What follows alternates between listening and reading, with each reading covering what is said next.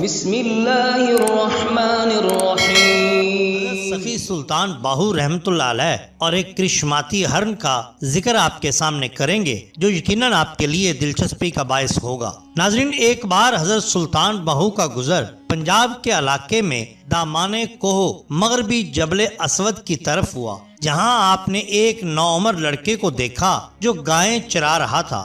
حضرت سلطان باہو نے اس لڑکے پر نظر ڈالی، وہ گائیں چرانا بھول گیا اور آپ کے گرد پروانہ وار رقص کرنے لگا۔ پھر جب حضرت سلطان باہو نے اس لڑکے پر دوسری نظر ڈالی تو وہ ہوش میں آ گیا۔ حضرت باہو سرکار رحمت اللہ علیہ اپنے سفر پر روانہ ہو گئے۔ کچھ دور چلنے کے بعد آپ نے مڑ کر دیکھا تو وہ گوالا لڑکا بھی خاموشی کے ساتھ حضرت سلطان باہو کے پیچھے پیچھے چلا آ رہا تھا۔ لڑکے، تم اپنا کام کرو اور ہمیں اپنا کام کرنے دو، حضرت سلطان باہو رحمت اللہ علیہ نے لڑکے کو مخاطب کرتے ہوئے فرمایا۔ اب میرا یہاں کیا کام رہا سرکار؟ لڑکے نے عرض کی۔ تمہاری ان گایوں کا کیا ہوگا؟ حضرت سلطان باہو نے لڑکے سے پوچھا۔ لڑکے پر عجیب سی کیفیت طاری تھی، کہنے لگا جس کے جانور ہیں وہ جانے۔ حضرت سلطان باہو نے لڑکے کو بہت سمجھایا مگر وہ واپس جانے کے لیے تیار نہ تھا۔ آخر حضرت شیخ اسے اپنے ساتھ لے کر کو شمال کی طرف روانہ ہو گئے۔ اس لڑکے کا نام کتران تھا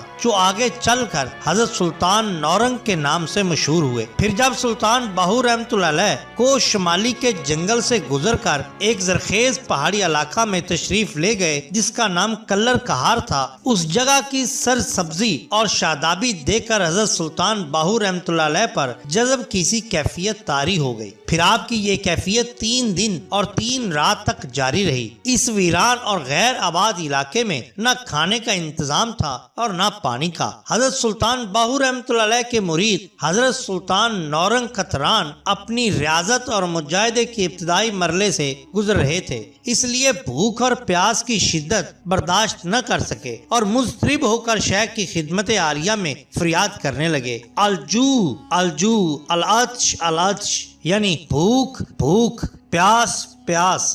حضرت سلطان باہو رحمت اللہ علیہ نے اپنے مرید کی فریاد سن کر مراقبے سے سر اٹھایا اور آنکھیں کھول کر حضرت سلطان نورنگ کتران کی طرف دیکھا۔ فرزند، کیا بات ہے؟ شیخ، اب بھوک اور پیاس برداشت نہیں ہوتی، حضرت سلطان نورنگ نے انتہائی مضطرب لہجے میں عرض کیا۔ حضرت سلطان باہو رحمت اللہ علیہ نے مسکراتے ہوئے فرمایا، برات عاشقاں پر شاخہ ہو، یعنی عاشقوں کا حصہ ہرن کے سینگوں پر ہوتا ہے۔ جیسے ہی حضرت سلطان باہو کی زبان مبارک سے یہ الفاظ ادا ہوئے، پہاڑ کے ایک گوشے سے ایک ہرن برآمد ہوا جس کے سینگوں پر کھانے کا خوان رکھا ہوا تھا اور اس کی گردن میں پانی سے بھرا ہوا آب خورا لٹک رہا تھا۔ حضرت سلطان باہو نے اپنے مرید کو حکم دیتے ہوئے فرمایا، اللہ کی بخشی ہوئی نعمتوں سے افطار کرو۔ یہ کہہ کر حضرت سلطان باہو نے خود بھی افطار فرمایا۔ حضرت سلطان نورنگ 30 سال تک اپنے پیر و مرشد کی خدمت میں رہے۔ سفر و حضر میں شیخ کی اس قدر خدمت کی کہ محبوبیت کے منزل تک پہنچ گئے،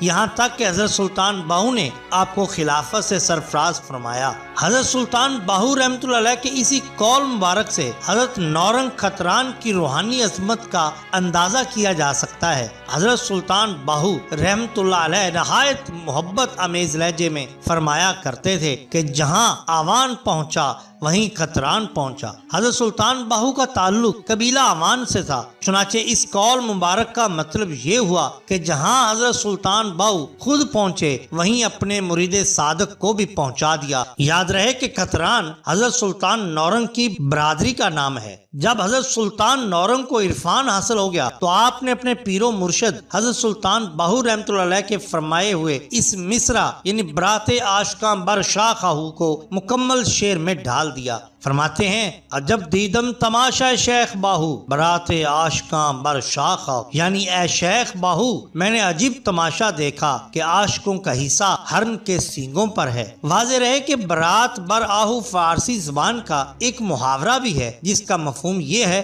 کہ زبانی جمع خرچ کرنا، جھوٹے وعدے کرنا اور عملاً کچھ نہ کرنا۔ مگر جب ہم حضرت سلطان باہو کے حوالے سے اس مصرع کا مطلب سمجھنا چاہیں گے تو وہی مفہوم ہوگا کہ عاشق کا حصہ ہرن کے سینگوں پر ہوتا ہے۔ حضرت سلطان نورنگ کا مزار مبارک جبل اسود کے دامن میں ڈیرہ اسماعیل خان کے نزدیک دوحہ میں آج بھی زیارت گاہ خاص و عام ہے۔